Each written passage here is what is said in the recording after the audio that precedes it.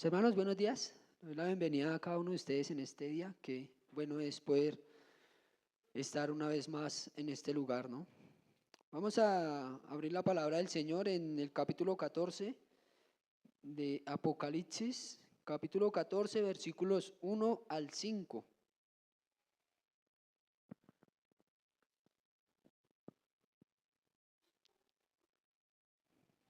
Vamos a leer la palabra del Señor. Les invito si se pueden poner sobre sus pies. Vamos a leer el capítulo 14, versículo 1 al 5. Dice la palabra del Señor así, dice, después miré y he aquí el Cordero estaba en pie sobre el monte Sión, y con él 144,000 que tenían el nombre de él y el de su padre escrito en la frente. Y oí una voz del cielo como un estruendo de muchas aguas y como sonido de un gran trueno, y la voz que oí era como de arpistas que tocaban sus arpas y cantaban un cántico nuevo delante del trono y delante de los cuatro seres vivientes y de los ancianos. Y nadie podía aprender el cántico sino aquellos 144,000 que fueron redimidos de entre los de la tierra. Estos son los que no se contaminaron con mujeres, pues son vírgenes. Estos son los que siguen al Cordero por donde quiera que va. Estos fueron redimidos de entre los hombres como primicias para Dios y para el Cordero. Y en sus bocas no fue hallada mentira, pues son sin mancha delante del trono de Dios. Amén. Bendito Padre, Señor del cielo, te damos las gracias, Señor, por tus eternas y maravillosas misericordias, Señor, que son renovadas para nosotros cada día, Dios. Te pedimos que en esta mañana seas tú hablándonos, Señor, por medio de tu palabra, que esta palabra sea para nuestra mutua edificación, Señor. Te lo pedimos en el nombre de nuestro Señor y Salvador Jesucristo. Amén. Mis hermanos, seguimos con estas exposiciones de este libro de Apocalipsis, ¿no? Donde al día de hoy llegamos al capítulo 14 y hasta ahora hemos sido muy edificados, ya que el libro o la serie, como nosotros la hemos titulado, se llama Él venció, ¿no? Y esa palabra nos da la idea o nos habla de algo que ya sucedió, ¿no? No nos está diciendo en algo quizás que va a venir o que va a llegar, sino que es algo que ya se nos ha dado. Es una realidad que ya vivimos en el día de hoy. Y nosotros vivimos ya en esta realidad, vivimos en esta realidad de que ese cordero inmolado ya venció. Y un día como hoy el mundo entero está celebrando esta victoria. Vemos que preciso el día de hoy nosotros o el mundo está celebrando la resurrección de nuestro Señor Jesucristo, ¿no? Y es allí donde en verdad se ha dado esa gran victoria. Se ha dado la gran victoria donde dice la palabra que nuestro Señor ha resucitado. Mis hermanos, también podemos recordar que esta carta fue escrita por el apóstol Juan y dice la escritura que él estaba exiliado en una isla en Patmos. Estaba allí y dice la escritura también que estaba allí por causa del evangelio. También podemos recordar que esta palabra Apocalipsis da la idea significa que es una revelación. Y nosotros aquí podíamos aprender que esa palabra revelación apunta a correr el velo o ver algo con claridad.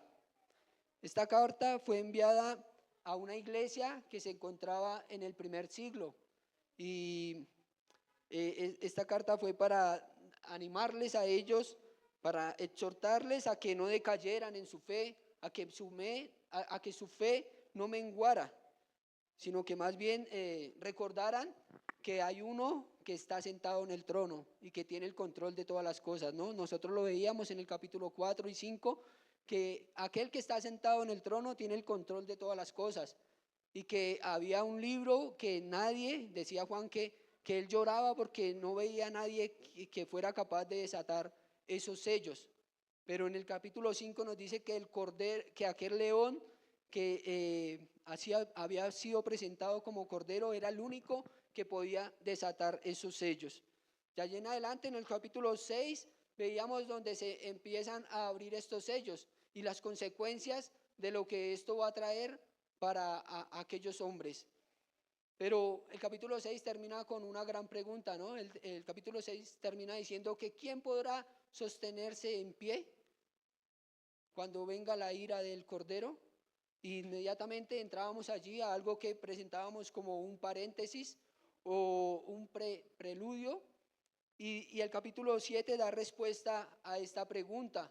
Y aquellos que se podían mantener en pie ante la ira del Señor, la respuesta la deja el capítulo 7. Dice, solo los sellados por la sangre del Cordero.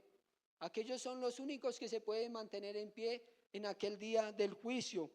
Y en el versículo 9 del capítulo 7 nos dice que era una gran multitud. Era una gran multitud, no somos pocos, es una gran multitud los que se van a poder mantener en pie ante la ira del Cordero. Pero estos se mantienen en pie porque fueron vestidos con vestiduras blancas, fueron vestidos con aquellas vestiduras que el mismo Cordero les ha otorgado. En los capítulos 8 y 9 veíamos también una de las nos habla acerca de las trompetas. En el capítulo 6 veíamos una de las primeras series de 7 que son los sellos.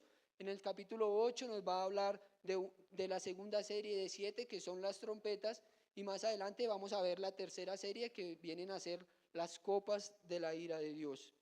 Entonces en los capítulos 8 y 9 nos habla acerca de las trompetas y nos enseñaba que es como una advertencia o un sonido de alerta a estar preparados, a estar preparados.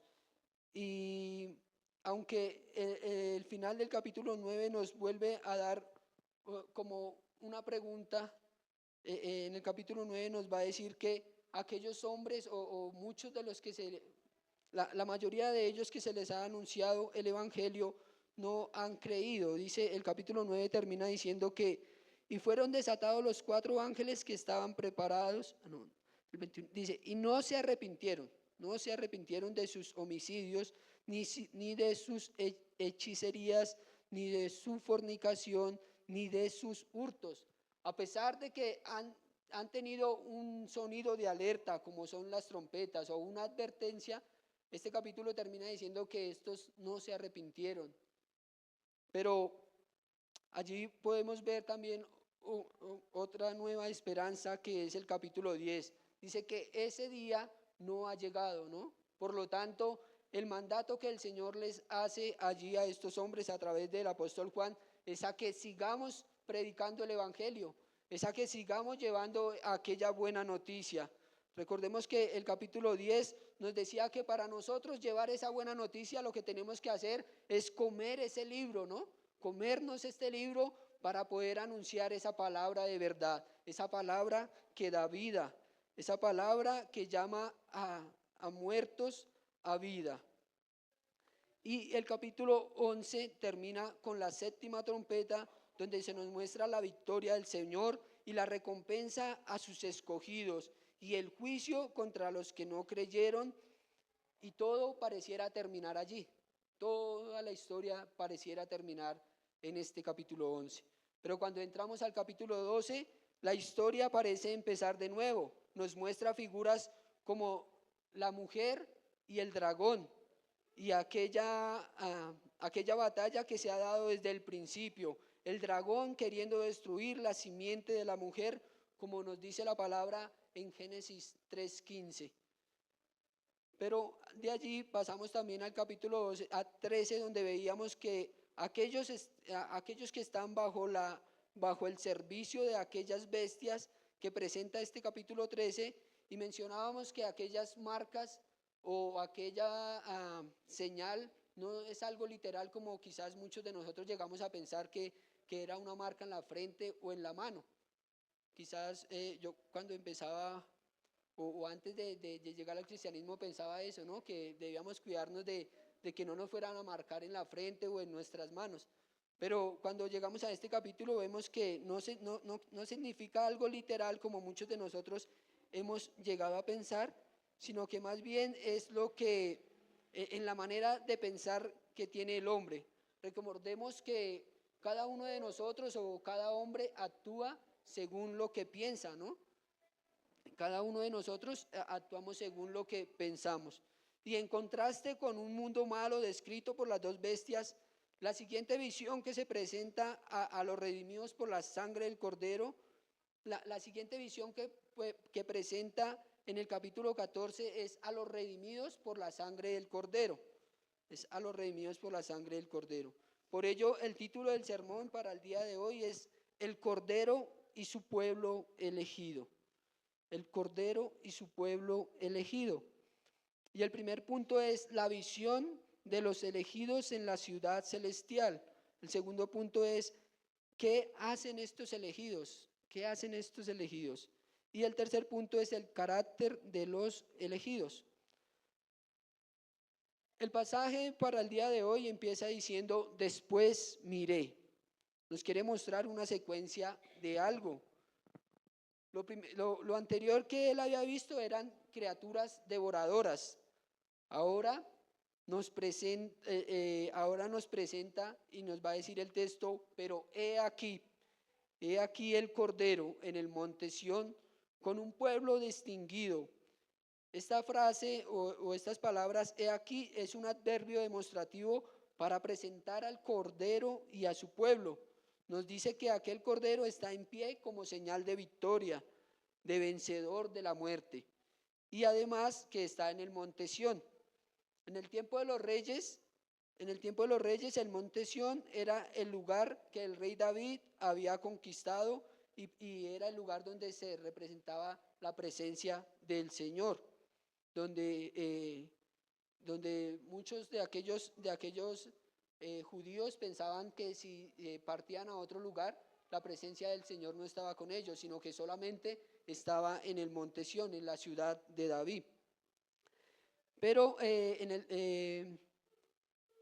la figura del monte Sión, aquí en Apocalipsis nos da la idea del lugar de la morada del Señor, del lugar especial de la morada del Señor.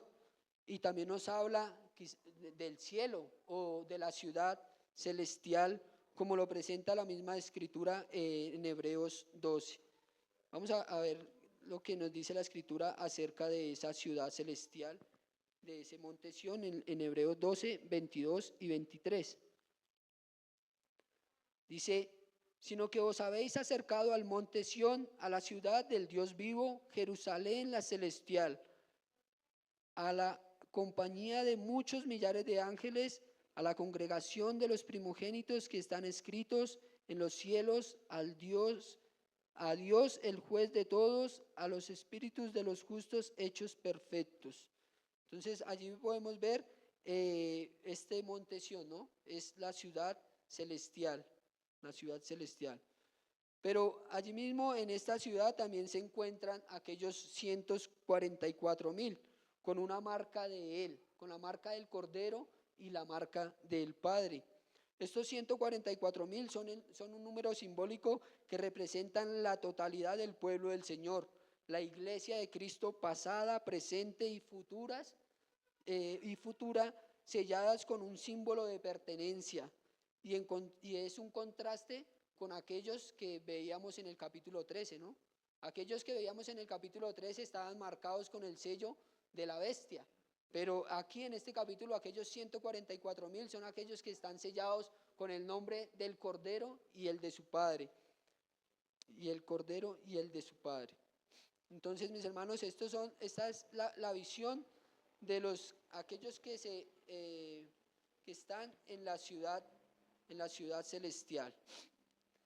Lo segundo que vemos es que ¿qué hacen estos elegidos? ¿Qué hacen estos elegidos? Dice, estos elegidos son aquellos redimidos de entre la tierra, y estos elegidos están cantando un cántico nuevo. Estaban en el mismo trono del Señor, adorándole, y su canto era tan fuerte que dice el texto que era como un estruendo de muchas aguas. Aquellos que han podido estar en un lugar donde quizás vemos la caída de muchas aguas, o como las llaman las personas, de cataratas. Aquellos han dicho que el estruendo de estas cataratas es tan grande que ni siquiera se puede escuchar la conversación entre las personas, ¿no? Por el mismo sonido de aquellas aguas que están cayendo. Esto nos dice la escritura, que el sonido de este cántico era tan grande como el sonido de muchas aguas. Pero también nos va a decir, o va a dar otro ejemplo, y nos va a decir que este sonido de aquel cántico de estos redimidos era como el estruendo de un trueno, como el estruendo de un gran trueno. Y en esto creo que todos nosotros sí hemos sido partícipes, ¿no? Nosotros hemos podido en alguna vez escuchar un gran trueno, y esto mismo creo que hasta causa algo de temor, ¿no? Ese sonido nos puede causar hasta temor. Pero a pesar de mostrar lo grande de estos sonidos, el autor nos deja ver que es algo cautivador, que es algo agradable, que es hermoso, y nos lo presenta como aquellos arpistas, como aquellos hombres que están tocando el arpa, ¿no? Y dice, cuando vemos en la escritura que un sonido como el del arpa, quizás a mí me refería al hecho cuando el rey David tocaba cuando David fue llamado a tocar el arpa para Saúl, ¿no? Dice que él estaba siendo molestado por un espíritu malo, y él tenía, o mandaron llamar a David para que tocara el arpa, para que él fuera aliviado de este espíritu. ¿Cuántos de nosotros no hemos podido vivir una experiencia al encontrar alivio en sonidos musicales, ¿no? Quizás cuando se toca el piano, cuando se toca las arpas, o quizás también con los sonidos de la propia naturaleza, ¿no? El canto de las aves, las aguas en un río, o muchos otros sonidos que nosotros podemos escuchar que son agradables a nuestros oídos. Son agradables a nuestros oídos. Pero el texto nos muestra también que ese sonido que era grande, que era estruendoso, que era agradable, nos dice que este sonido era emitido por aquellos que estaban delante del trono del Señor, y que eran los que habían sido redimidos por la sangre del Cordero, y que ese sonido lo hacían a una sola voz. Era una perfecta unidad.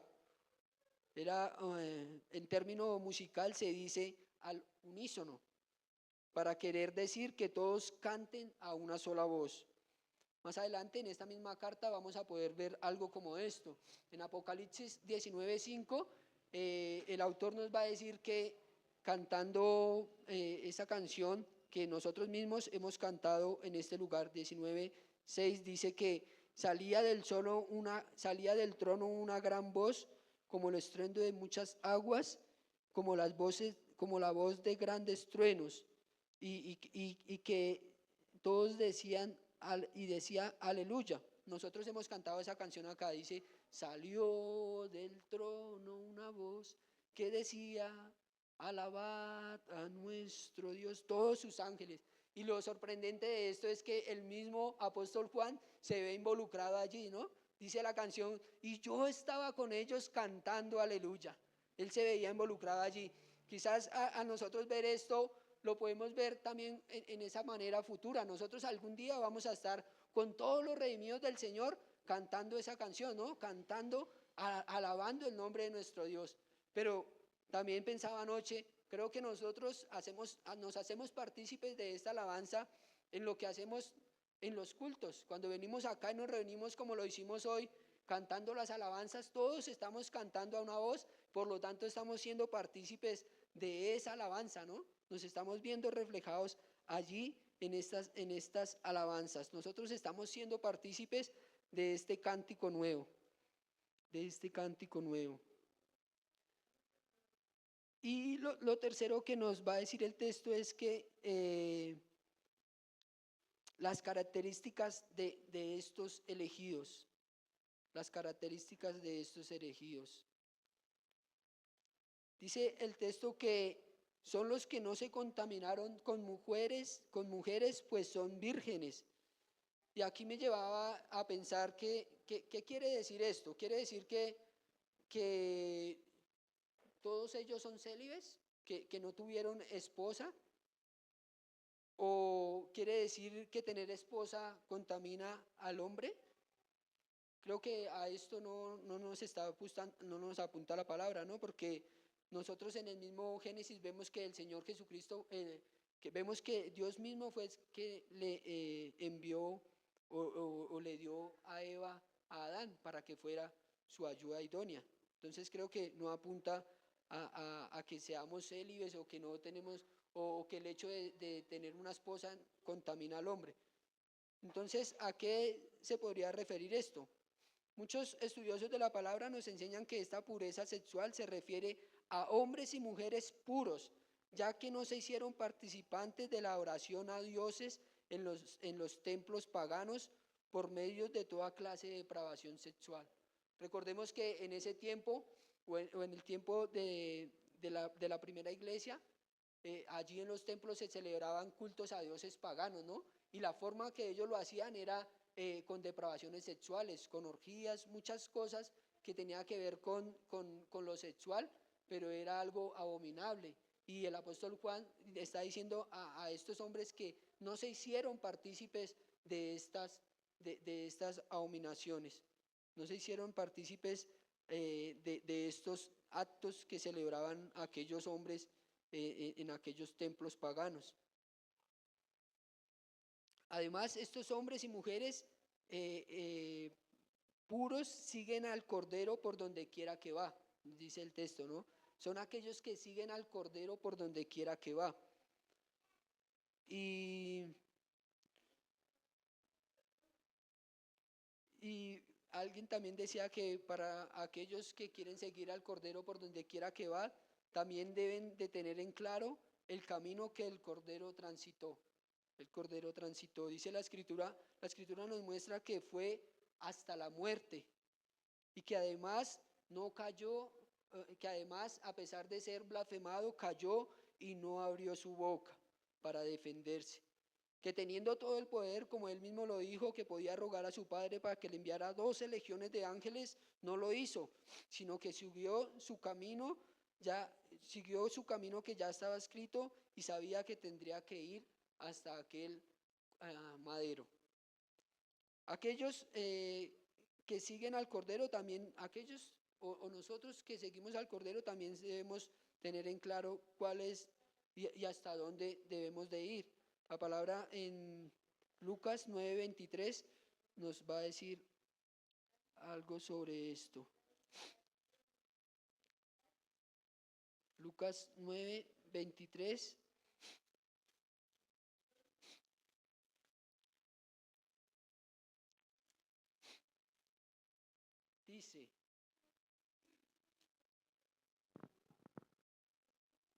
dice, y decía a todos: si alguno quiere venir en pos de mí, niéguese a sí mismo, tome su cruz cada día y sígame. Entonces, mis hermanos, nosotros los que hemos decidido seguir al Cordero también debemos de tener en cuenta esto, ¿no? ¿Cuál es el camino que el Señor transitó? Y asimismo también nosotros, como lo dice la palabra, debemos negarnos a nosotros mismos y tomar nuestra cruz. Y algo que vemos en el pasaje es que dice que cada día debemos nuestra cruz, negarnos a nosotros mismos y seguirle.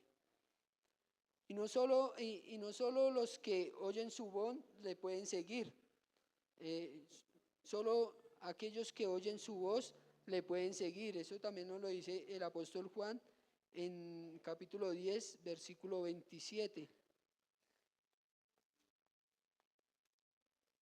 Solo aquellos que oyen su voz son los que le pueden seguir. Dice el apóstol Juan 10, capítulo 27, dice: mis ovejas oyen mi voz y yo las conozco y me siguen. Son aquellos que pueden seguir al Señor, solo los escogidos, ¿no? Los llamados, aquellos redimidos, son los que van a poder escuchar la voz del Señor y seguirle. Alguien hablando alguna vez acerca de este pasaje eh, de Juan 10:27, decía que él un día fue a un lugar donde había un pastor que tenía muchas ovejas y este hombre le dijo al pastor que le dejara para que él las llamara, para que a ver si esas ovejas le obedecían. Y él dice que él trató de imitar la voz de aquel pastor para poderlas llamar, pero estas ovejas no obedecieron. Y le pidió a otra persona que estaba con él que hiciera lo mismo y tampoco obedecieron. Pero cuando el pastor las llamó, esas ovejas obedecieron. Esas ovejas conocían la voz del pastor, por lo tanto le obedecieron al pastor. Otra característica que es que estos son puestos como primicias. En la antigüedad los hombres escogían lo primero para el Señor. Lo primero de las cosechas era lo que llevaban estos hombres para darle al Señor. Y luego con lo demás podían hacer lo que ellos quisieran, podían vender, utilizarlo para sus alimentos. Pero lo primero era para el Señor. Y también nos dice el texto que es que aquellos escogidos, aquellos redimidos son puestos como primicias, como primicias. Por lo tanto, le pertenecemos al Señor. Aquellos escogidos le pertenecen al Señor. Yo ponía acá un texto, es que estos sí y solo sí le pertenecemos al Señor. Ayer teníamos una discusión con mi esposa porque ayudándome a pasar esto, lo entendíamos de otra manera. Ella entendía que estos sí y solo sí le pertenecen, solo si hacen alguna cosa le pertenecen al Señor, pero no, la idea que yo quería tratar es que estos sí y no hay otra cosa, solo sí, no le podemos pertenecer a otra persona, sino que solo le pertenecemos al Señor. No hay otra manera en la cual nos podemos emplear, ¿no? Mateo 6:24 nos va a decir que ninguno puede servir a dos señores. Mateo 6:24 nos dice de esta manera también. Dice, ninguno puede servir a dos señores, porque aborrecerá al uno y amará al otro, o estimará al uno y menospreciará al otro. No podéis servir a Dios y a las riquezas. Este es un texto también que está en paralelo con Lucas 16:13, que nos va a hablar acerca de lo mismo, ¿no? No podemos servir a dos señores. Mi hermano, tú y yo somos las primicias, le pertenecemos al Señor, pero además el texto dice que no fue hallada mentira en su boca, sino que son sin mancha delante del trono de Dios. Pero en verdad, estos que dice el texto que son sin mancha, ¿es porque nunca han pecado? No, mis hermanos, estos son intachables porque se examinan, se afligen por sus pecados, pero en última instancia terminan depositando su confianza en aquel que han sido perdonados sus pecados. Solo por Cristo quien murió en la cruz, por ellos, solo por Cristo quien murió por ellos en la cruz del Calvario, es que estos se pueden presentar sin mancha, sin tacha. Y a la luz de una evaluación como esta, todos salimos reprobados, ¿no? Todos salimos reprobados. ¿Quién de nosotros no ha fallado? ¿Quién de nosotros no ha pecado? ¿Quién de nosotros no ha fallado en algunas de estas cosas que nos presenta el texto? A la luz de esta evaluación, todos nosotros salimos reprobados.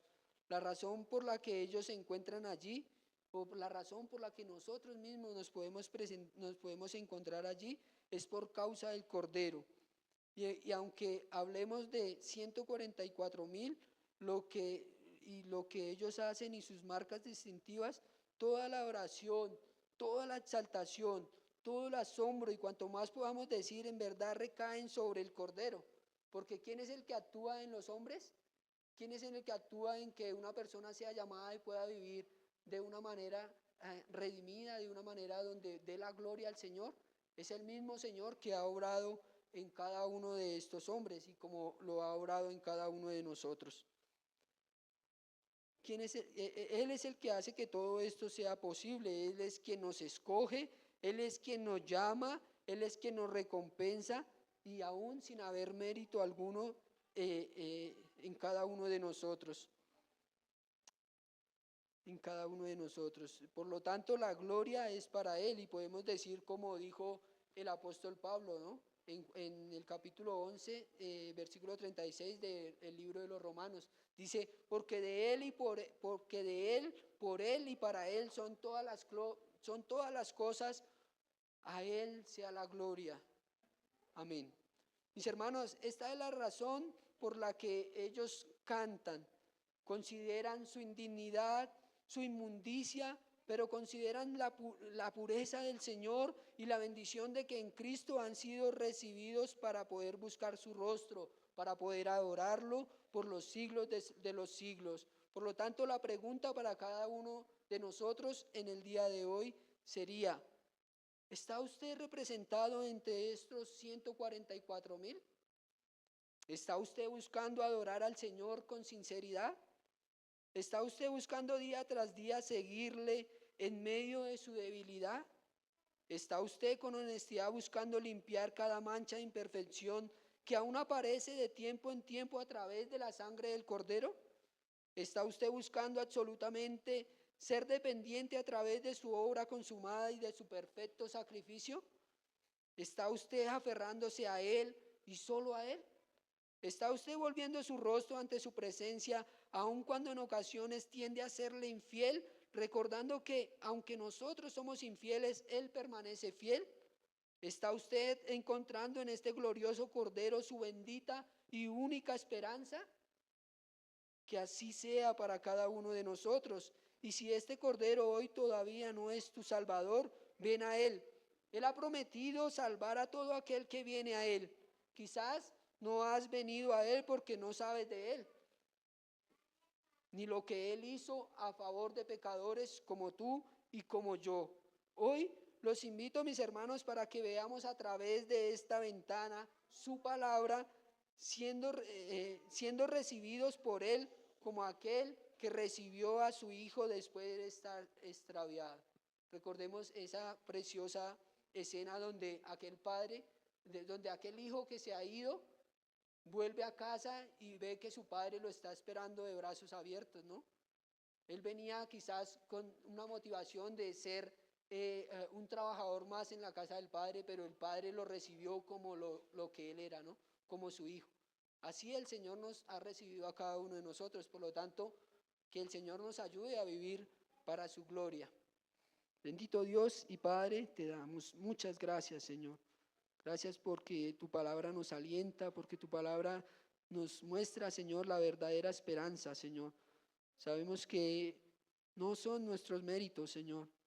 Eres tú, tu obra consumada en la cruz del Calvario, por la que nosotros hoy, Señor, estamos dichosos y podemos hacernos partícipes, Señor, de aquellos que tú has redimido, de aquel pueblo, Señor, de aquellos 144,000 que es tu pueblo, que tú redimiste, Señor. Muchas gracias, Señor. Permítenos vernos a la luz de esta verdad y que cada día, Señor, nuestra esperanza no recaiga en nosotros, sino en tu victoria, en tu obra, en tu justicia, en tu amor para con nosotros, eterno Rey. Bendito eres, Señor. A ti y solo a ti sea toda la gloria. Amén. Amén. Gracias, mis hermanos. Dios los bendiga.